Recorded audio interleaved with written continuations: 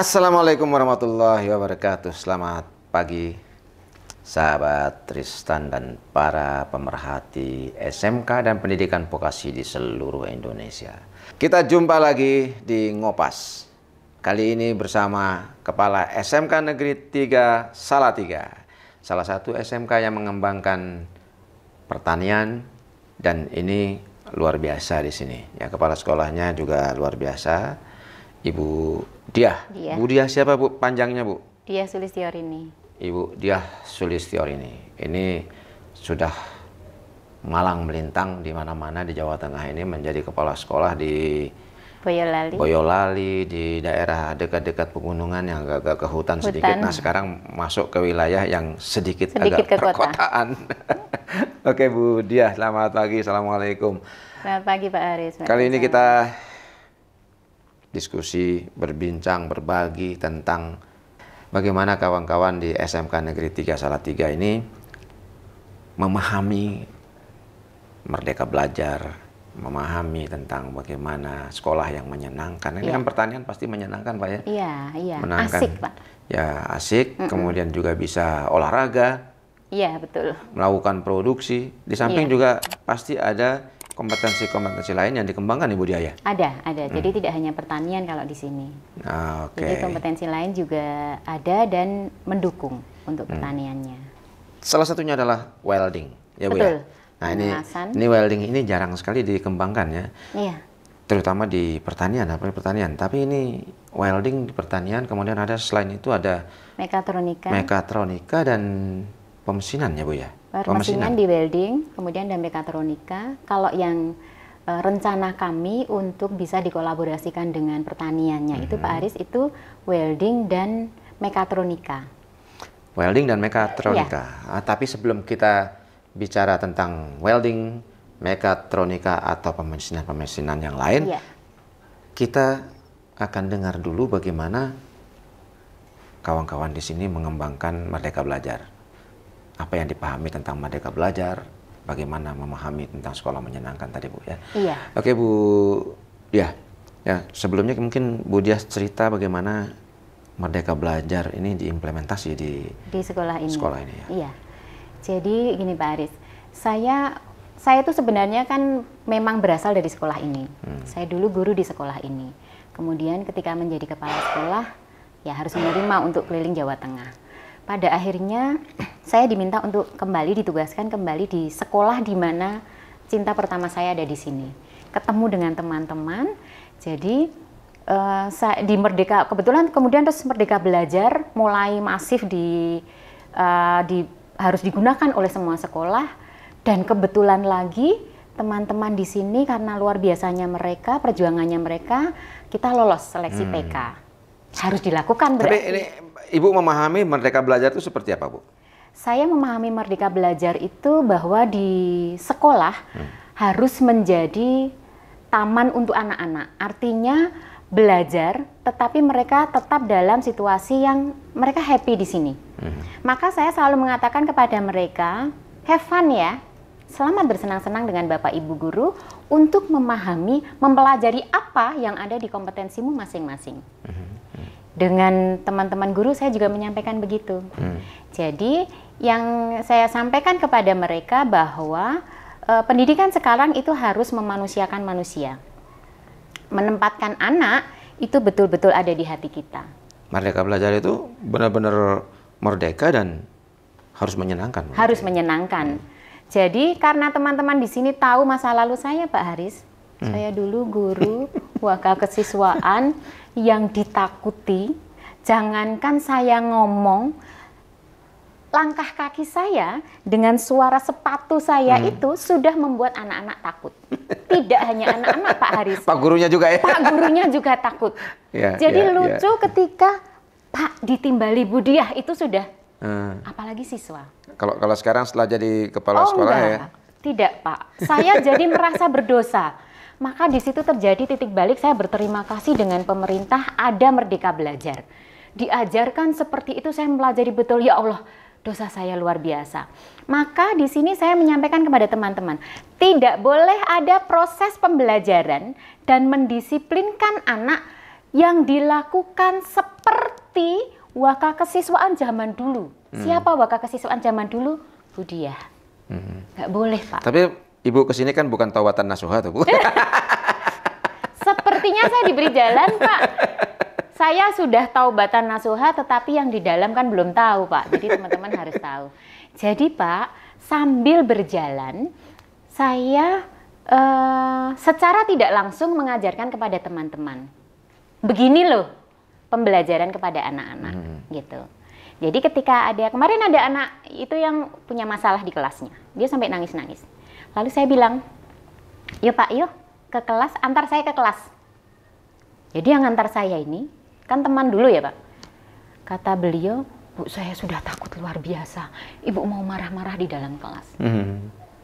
Tapi yang di dalam kelas saya sampaikan, saya giring anak-anak untuk menemukan jawabannya sendiri dari permasalahan yang ada. Jadi di Merdeka Belajar itu, coaching bisa jalan, gitu ya Pak ya. Kemudian mentoring mungkin juga bisa jalan di sana.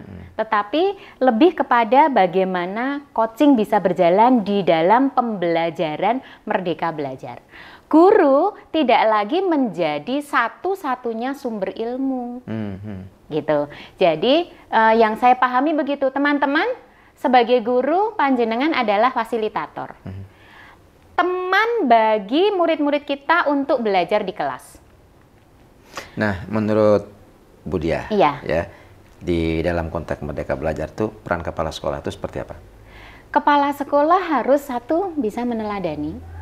Bagaimana kepala sekolah itu memimpin di manajerial dulu, bagaimana saya bersikap, saya memberi arahan kepada teman-teman WK dan K3, juga kepada Bapak Ibu guru, juga meneladani bagaimana saya bersikap kepada siswa, menumbuhkan semangat mereka, dan dimanapun saya berada, bagaimana sikap saya kepada siswa. Yang sederhana itu dulu, Pak. Oke, jadi kawan-kawan ini luar biasa. Jadi satu proses yang benar-benar bebas ya. Siswa karena taubatan nasuha. Siswa juga bebas belajar apa saja ya, siswa, di dalam koridor keilmuan mereka. Iya betul, di koridor keilmuan mereka. Dan di Merdeka Belajar itu boleh kan Pak, kalau anak itu misalnya dia anak welding, tapi dia pengen belajar tentang di pertanian itu diajari tentang membuat pupuk cair misalnya. Anak welding ini pengen ikut belajar di sana, boleh. Oke. Nah, kemudian di kawan-kawan, di guru, ini implementasinya seperti apa? Apakah kurikulum Merdeka Belajar juga merupakan satu kurikulum yang diserahkan pengembangan implementasinya kepada guru, atau ada panduan-panduan yang harus diikuti? Mengingat kan sampai hari ini semua sekolah, semua satuan pendidikan masih banyak yang kebingungan. Ya, betul, gimana sih implementasi dari Merdeka Belajar, terutama implementasi kurikulumnya? Kurikulumnya, iya. Jadi saya menyampaikan kepada teman-teman tentang Merdeka Belajar dulu, bagaimana pembelajaran yang sekarang itu. Kemudian saya juga mereferensikan teman-teman, ayo sudah banyak di YouTube dilihat. Lalu kita punya platform Merdeka Mengajar, di sana lengkap sekali. Kenapa saya bisa bilang lengkap? Karena saya masuk di sana. Saya lihat di dalam platform Merdeka Mengajar, apa saja yang teman-teman bisa dapatkan di sana. Video-videonya kan juga banyak, Pak. Bagaimana, ada contoh-contoh bagaimana kepada siswa, bagaimana mengajar. Di antaranya dari sana, teman-teman itu. Lalu kemudian tidak lupa ada komunikasi dengan saya. Kadang-kadang ada komunikasi yang secara spesifik tentang pembelajarannya beliau. Japri ke saya, karena di sini mungkin ketika mau ketemu saya banyak pekerjaan dan sebagainya, Japri. Itu pasti saya jawab, Pak. Saya tidak akan pernah mengesampingkan keluhan guru. Apalagi urusan pembelajaran.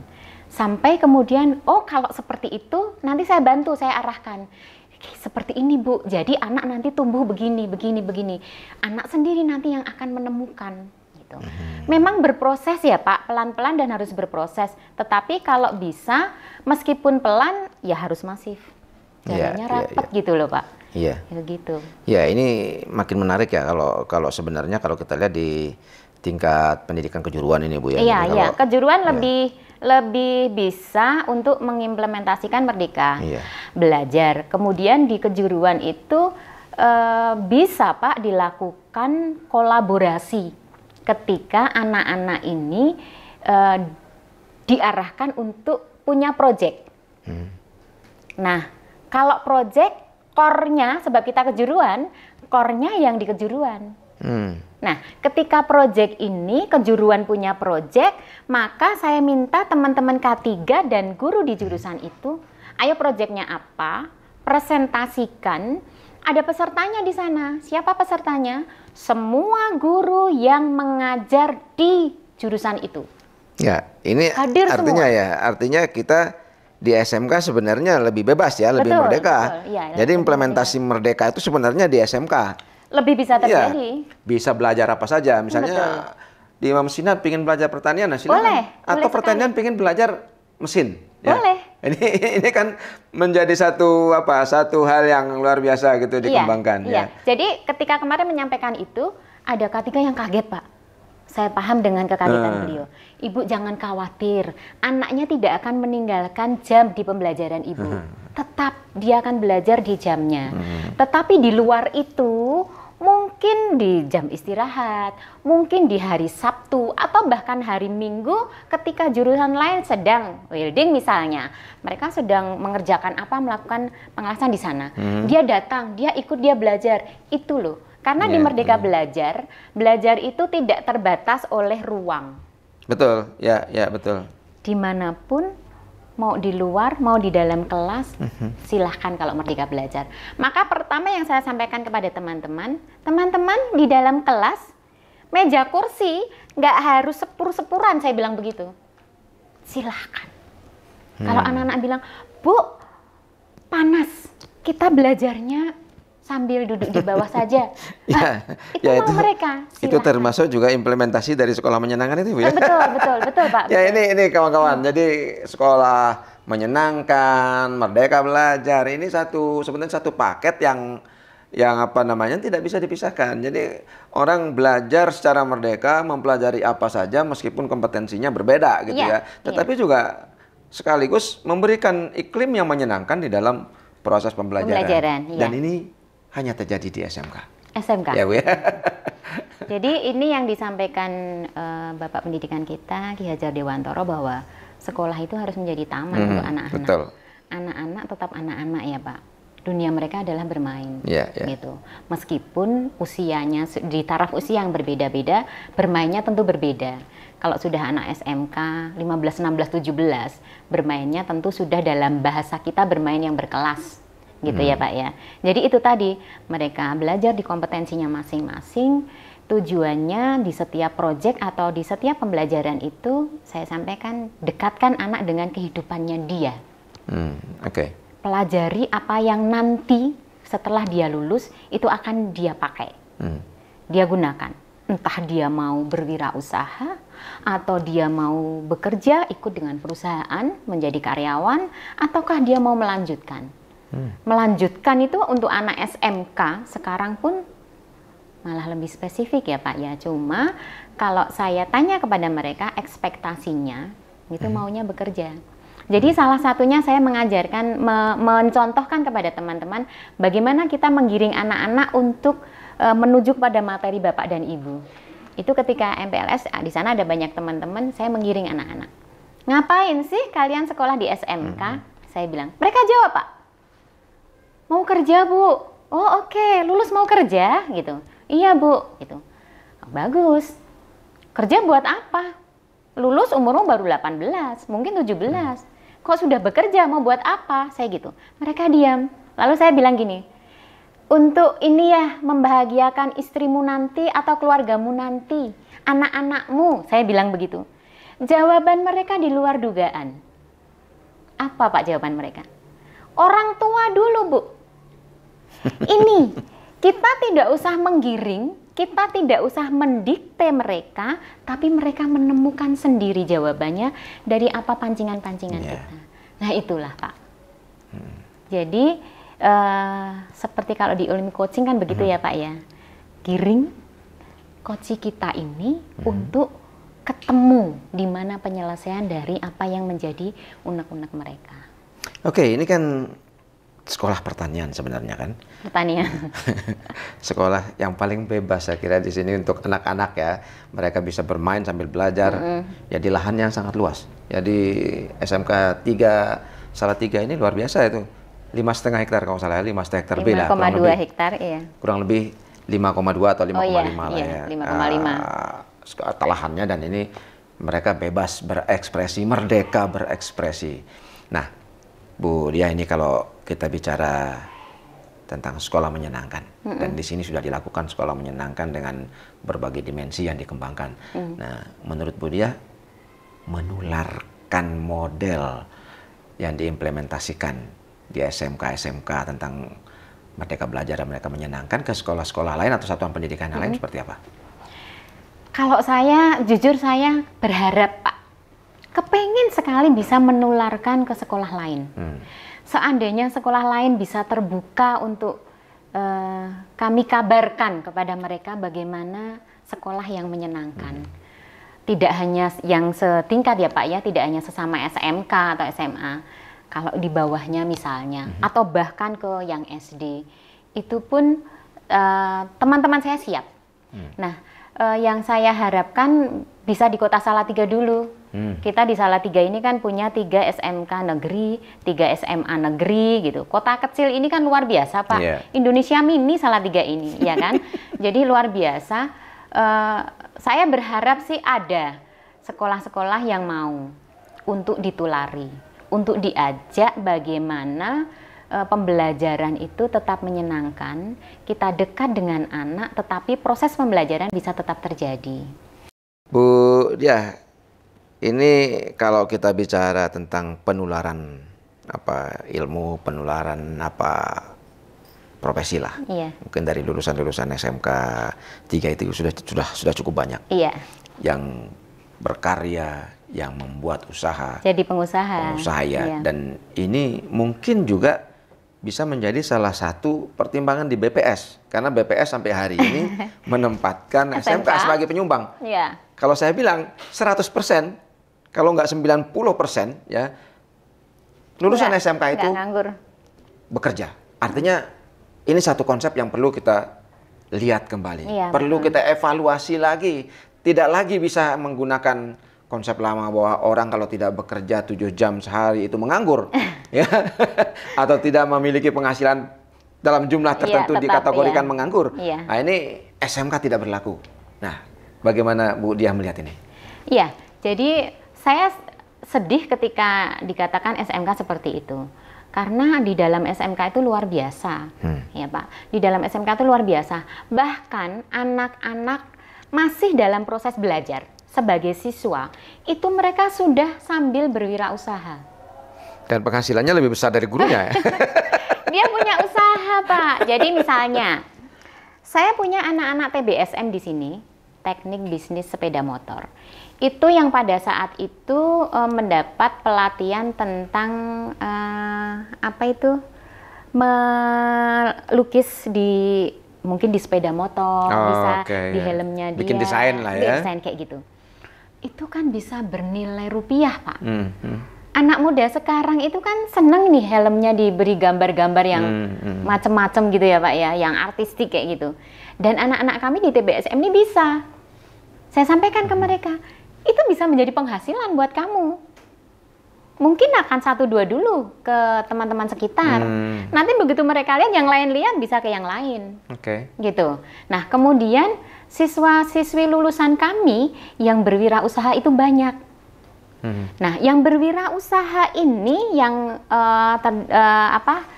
bisa dijangkau oleh kami, karena mungkin ada di sekitar sini gitu, bisa dijangkau oleh kami datangkan ke sekolah ini untuk bercerita kepada adik-adiknya bagaimana dia memulai usahanya. Kenapa mereka yang cenderung saya harapkan untuk bisa membantu? Karena mereka berasal dari level yang hampir sama. Kemudian bisa ditiru Pak. Bisa ditiru. Memulai dari mana? Nolnya itu start dari berapa? Kalau pengusaha besar yang dia buat perusahaan, ada pinjaman dari perusahaan, dari bank 1M, 2M misalnya, ya ini di luar jangkauan. Ya, ya. Tetapi memulai dari kecil, bagaimana anak-anak belajarnya ya, betul, belajar anak-anak membangun. lulusan SMK ini ternyata mereka bisa apa toh Pak yang dimau ketika kita punya usaha, ketika kita bekerja, penghasilan kan. Nah, jadi ada siswa kita yang menjadi petani panili, berhasil ekspor. Kemudian dia usaha kayu, berhasil ekspor sampai ke Jepang. Kemudian ada yang dari sejak sekolah itu dia suka jual pulsa. Sekarang dia menjadi di Solo Tigo ini tempat variasinya dia ini terkenal. Terkenal. Jadi saya bilang begini, Nang, kalau punya mobil, kamu mau belinya yang bagaimana, Nang? Barulah, Bu. Gurunya enggak, Pak. Tapi dia ganti-ganti semau-mau dia gitu loh, Pak. Salah satu tolak ukur keberhasilan kita, anak-anak. Ya, ini yang kita undang. Dia bercerita kepada adik-adiknya. Bagaimana memulai semua itu. Bagaimana merangkak, bagaimana berjalan sambil menikmati prosesnya. Dan mereka berhasil, Pak. Jadi saya nggak setuju ya kalau SMK itu menjadi penyumbang pengangguran terbesar di negara ini. Jadi BPS harus merubah konsep ke sana ya Pak ya. Pak, wader itu makanan seperti apa? Yang kecil di sungai yang itu menjadi produk yang luar biasa. Menjadi favorit di sini. Untuk anak-anak SMK kami, ada anak kami yang punya usaha itu. Dan ketika saya jarang ya lihat ini di sini. Ibu kalau mau beli ini ada di supermarket, Bu. Karena ini diekspor. Dia bilang begitu. Itu namanya apa ya? Baby fish ya? Baby fish. Betul, baby fish ya. Itu Pak. Jadi dia pandai mengemas, kemudian marketingnya meskipun kami tidak punya jurusan bisnis daring pemasaran ya Pak ya. Marketingnya dia bagus. Tapi ada pertanian kan? Kan ini masuk dalam pertanian. Kalau sekarang dengan Merdeka Belajar itu tadi Pak, karena ada proyek-proyek, anak-anak juga diajari bagaimana ya bisa mendapatkan konsumen, lalu bagaimana barang yang sudah dia buat, proyek yang dia buat itu tidak menjadi barang mangkrak, tapi bisa. Ini satu lagi Bu, ini kan tidak terlepas dari guru ya, tidak terlepas dari bagaimana mendorong guru-guru meningkatkan kompetensinya. Nah, strategi Bu Diah dalam mendorong kawan-kawan itu seperti apa? Misalnya di bidang pertanian, belajar misalnya tentang bagaimana membangun greenhouse yang murah gitu, tapi maksimal penggunaannya. Tidak membangun yang mahal-mahal dengan biaya yang luar biasa. Nggak bisa ditiru anak-anak itu. Seperti apa ya? Jadi gini Pak. Untuk teman-teman di jurusan semuanya, saya minta di setiap jurusan ada program untuk magang guru. Mereka harus ke industri. Mereka harus tahu industri sesungguhnya bagaimana. Nah, di pertanian, karena ini PK kita pertanian ya Pak ya, pernah belajar, kita belajar di sekolah yang greenhouse-nya ternyata luar biasa dan biayanya juga besar. Maka kemudian saya sampaikan ke teman-teman, kita buat greenhouse yang greenhouse kita ini nanti bisa menjadi bagian dari pembelajaran anak-anak, bisa menjadi bagian dari yang akan ditiru anak-anak di rumahnya dia ketika dia sudah lulus. Biayanya nggak besar, tidak besar, karena kita sampaikan ke anak-anak, kalau di sekolah memang kita buat pancang-pancangnya memang dengan besi supaya awet. Kalau di rumah itu bisa pakai bambu misalnya. Nah, di dalam greenhouse itu proses bagaimana teman-teman pertanian sudah paham sekali dan anak-anak memang lebih paham dari itu. Saya kadang-kadang sama anak-anak itu yang unggulan kita kan ini Pak Aris, hidroponik sayur dan buah buah. Karena saya itu hanyalah kepala sekolah, tidak spesifik belajar seperti mereka, sehingga ketika dengan mereka, Nang, kayak gini nih sudah boleh dipanen. Boleh Bu. Nang, ini buah kalau Bu Dia pengen milih yang mana ya yang tua? Oh ini Bu, yang ini. Kok bisa tahu? Karena cirinya begini. Ini Bu, kalau sudah begini berarti udah tua. Kalau ini udah tua. Gitu Bu. Mereka tahu ya? Mereka tahu. Terus, bagaimana kita tahu dia manis enggak? Oh ada Bu, ada alat ukurnya.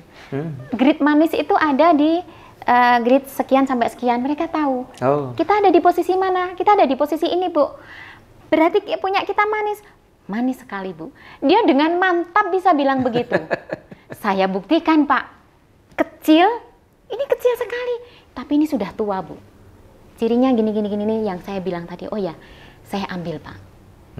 Kita belah, waktu itu saya makan. Oh betul kata mereka nggak bohong. Manis betul, Pak. Sayang Pak Haris kesini ini di greenhouse buahnya baru habis panen, jadi sudah proses disterilisasi. Kan harus begitu ya. Ya memang harus belajar ya, dan kita begitu. sama anak-anak juga bisa belajar Betul. gitu gimana mengenali buah yang berkualitas gitu, atau tanaman-tanaman pertanian yang berkualitas. Betul. Ya, ini sehingga kedepannya kan ini menjadi satu dukungan yang luar biasa di bidang ketahanan pangan. Betul, di ketahanan pangan. Dan kami ini roadmap kami ke depan untuk pertanian ini di tempatnya mereka nanti kita rancangkan untuk bisa menjadi eduwisata.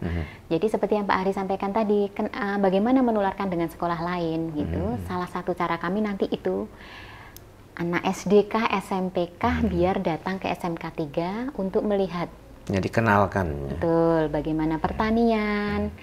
Ekspektasi kami, Pak, anak-anak pertanian ini, karena saya sudah keliling ke petani-petani milenial kita, itu ternyata petani-petani muda itu sekarang luar biasa. Lebih produktif daripada petani-petani yang konvensional. Betul. Ya. Jadi saya melihatnya, oh dia petani, tapi ngobrolnya bahasa teknologi luar biasa dan mereka kaya, Pak. Nah, ini yang kemudian saya sampaikan kepada anak-anak. Kalau gurunya tahu, karena gurunya saya ajak, Pak. Saya yang ikut mereka gitu. Jadi kita mengenal itu, petani-petani milenial itu luar biasa.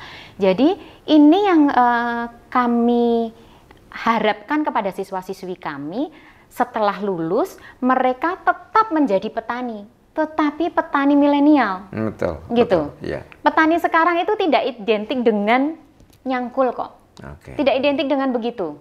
Hasilnya besar.